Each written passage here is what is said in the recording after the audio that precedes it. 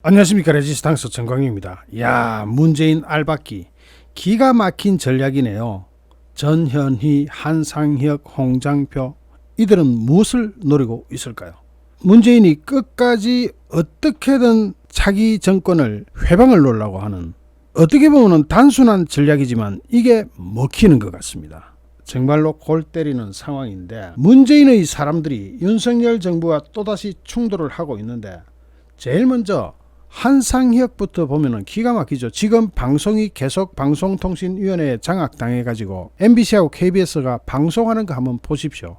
정권이 바뀌었다고 하는데 방송 스탠스는 전혀 바뀌지 않았습니다.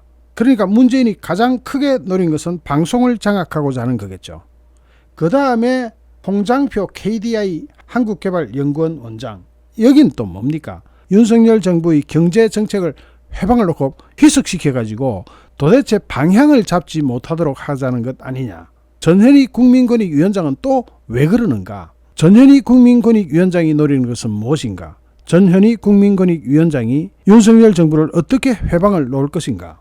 제일 먼저 소주성, 소득주도 성장하면은 아예 국민들이 혀를 내두르죠. 대한민국을 20년간 후퇴시키던 바로 그 정책, 그 소득주도 성장론을 설계하고 주도했던 홍장표 KDI 원장에 대해서 비판의 목소리가 높아지고 있습니다. 최저임금의 급격한 상승을 주도해가지고 재계와 심지어는 골목 상인들까지 줄도산을 초래했던 그 사건. 그런데 홍장표는 대선이 끝나고 난 뒤에도 소주성 정책이 소득 격차를 완화했다고 자화자찬을 했습니다. 과연 홍장표의 소득주도 성장론이 소득 격차를 완화했을까요? 오히려 부의 불평등이 심화돼 가지고 치유하기 힘든 상태로까지 가 있습니다. 심지어는 최광 전 국민연금공단 이사장, 좌성희 전 한국경제연구원장 등 과거 KDI에 재직했던 원로 연구자들까지 나서서 전대미문의 정책으로 경제를 파괴하고 민생을 질곡에 빠뜨린 경제원론적인 통찰도 부족한 인사라면서 소득주도 성장 정책의 주창자가 KDI 원장으로 임명되는 것을 반대한다고 밝혔을 정도였습니다. 이 정도에 그치는 것이 아니라 문재인의 직속정책기획위원장과 국정원 계획발전위원장으로 적폐청산을 주도했던 정혜구 경제인문사회연구원 이사장, 문재인 정부 국정기획자문위원과 지역발전위원회 위원 등을 지낸 강현수 국토연구원장, 문재인 정부의 일자리 수석으로 소주성을 적극 추천한 황덕수 한국노동연구원장, 문재인 정부의 국정기획자문위원과 민주당 비례대표 후보까지 지낸 이태수 보건사회연구원장 등도 그대로 자리를 지키고 배째라고 안 비켜줍니다. 이들은 또 왜 그럴까요? 월급 때문에 그럴까요? 원래 새 정부가 들었으면 브레인들을 관리해야 됩니다.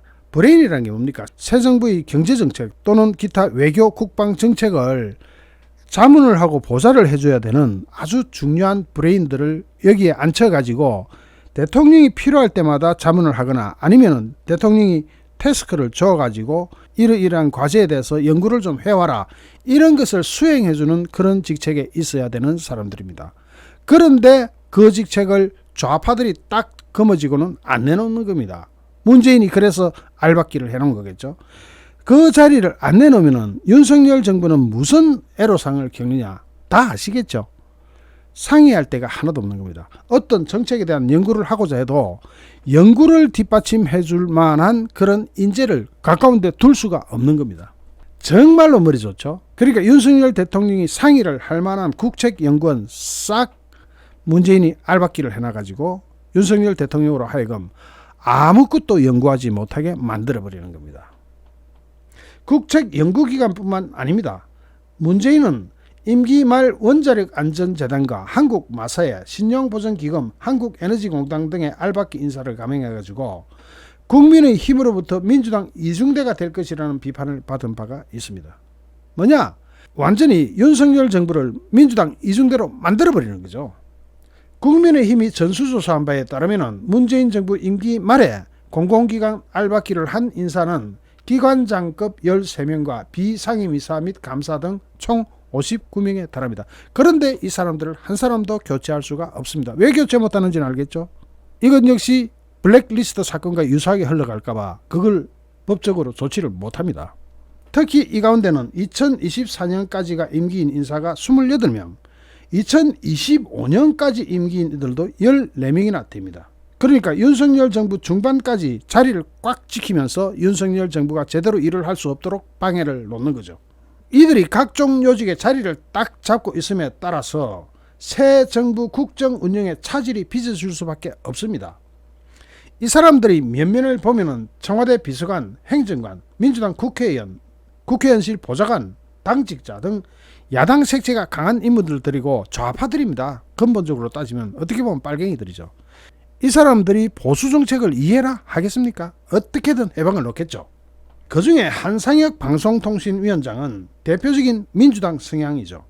과거 국가안전기획부 내부 문건을 MBC가 보도한 삼성 엑스파일 사건에서 MBC 측 변호를 맡아서 이름을 알렸고, 이를 계기로 2009년 민주당 추천으로 방송문화진흥회 이사를 지내기도 했습니다. 그러니까 지금 MBC고 KBS고 도대체 국민을 상대로 하는 방송이 전혀 정권이 바뀌고도 전혀 달라지는 게 없어요. 계속 좌파 나팔수를 하면서 윤석열 정권을 까내리기 바쁩니다. 전현희 국민권익위원장, 이 사람은 정말로 더 이상하죠. 국민권익위원회가 문재인 정부에서 해양수산부 공무원 이대준 씨를 탈북자로 판단하는 과정이 타당했는지 여부에 대해서 권익위는 사실상 유권 해석을 거부해버렸습니다. 이건 또 무슨 일이냐. 권익위원회는 국민의힘 성일종 의원이 제출한 서면 답변서에서 서해 공무원 피격 사건과 관련된 구체적인 사실관계를 잘 알지 못하는 상황이라면서 답변 드리는 것에 한계가 있음을 양해 부탁드린다. 이게 무슨 자다가 봉창 두드리는 소리입니까? 성일종 의원이 질의한 내용을 보면 이게 정확하게 나오는데, 서해 공무원 피격 사건 당시 청와대가 이대준 씨를 월북으로 규정한 것이 국민의 권리 보호 측면에서 타당했는지를 묻자 이같이 답변했는데, 이것이 타당한지 안 한지는 지금 언론 뉴스에 나온 것만 봐도 다 알만한 사항들이죠. 그런데 자세히 모르겠다. 배째라. 권익위원회는 유권 해석이 접수되는 과정에서 우리가 아니라 인권위원회에 문의해야 하는 사항이라면서 접수 과정에서부터 소극적이었습니다. 추미애 아들의 군특혜 의혹과 관련해서는 직무 관련성이 없다고 면죄부를 발행해주고, 또 이용구 전 법무부 차관이 월성 원전 1호기 경제성 조작 사건 변호를 맡다가 법무부 고위직으로 직행을 하거나, 박범계가 공동폭행 행위로 기소된 피고인 신분으로 법무부 장관 업무를 수행하는 것도 문제가 없다는 취지로 결론을 내리기도 했습니다. 그러면 전현희 국민권익위원장은 이 두 사건은 어떻게 그렇게 자세히 알아서 문제가 없다고 판단했습니까? 그러니까 몰라서 판단 못한다는 건 이해가 안 되는 거죠. 그러면서도 전현희 위원장은 새 정부에서 임기를 유지하는 알박기 논란과 관련해서 법률이 정한 국민권익 보호 역할을 성실히 수행하겠다고 하면서 임기를 다 채우겠다고 배째라고 나서고 있습니다. 정권을 잡고도 문재인 정부 시절에 임명된 국책연구기관과 공공기관 등 정부 조직기관장들을 교체할 수 없는 윤석열 정부는 불편할 수밖에 없고 도저히 동력이 살아나지가 않습니다. 그래서 이들이 양심에 호소하는 수밖에 없는데, 한덕수 국무총리는 지난달 28일 취임 1개월 기념 기자간담회에서 KDI 홍장표 원장의 사퇴를 압박한 바 있는데, 홍장표 원장이 윤석열 정부와 안 맞아도 너무 안 맞아서 바뀌어야 한다고 본다. KDI에 소득주도 성장 설계자가 앉아있다는 것이 말이 안 되지 않느냐. 송원석 국민의힘 원내수석 부대표도 지난달 30일 국회에서 진행된 당 현안점검회의에서 홍장표 원장과 전현희 국민권익위원장, 이석현 민주평통자문위원회 수석부의장 등을 직접 거론했습니다만은 전부 다 임기 지키겠다. 일도 제대로 안 하면서 국민 혈세로 자리만 차지하고 있는 이런 상황을 대한민국과 국민을 위해 현명한 판단을 해달라고 사퇴를 촉구했지만 가물치 콧구멍입니다. 자리 지키겠다. 그런데 이 사람들이 사퇴를 강제할 방법이 없습니다. 임기제 정무직 공무원에 대한 신분 보장은 법적으로 명확하게 규정되어 있기 때문입니다.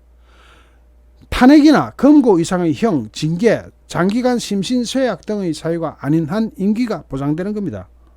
이런 적과의 동침, 불편한 동거에도 불구하고 현재 윤석열 대통령이나 정부가 직접 사퇴를 요구하지 않는 것은 그만한 사정이 있죠. 다 아시는 바와 같습니다.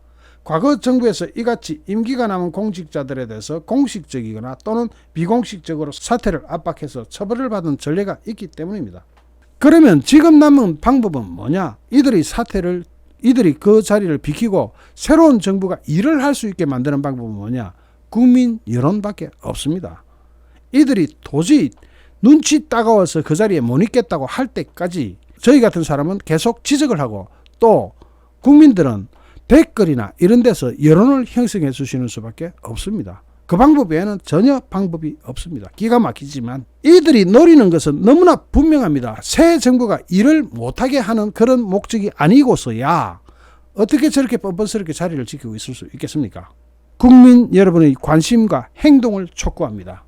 이것도 저것도 안 될 때는 거리로 나가는 수밖에 없습니다. 정말로 우리 거리로 한번 나가버릴까요? 잠시 후 또 다른 주제로 여러분을 찾아뵙겠습니다. 시청해 주신 여러분께 진심으로 감사드립니다. 여러분 고맙습니다.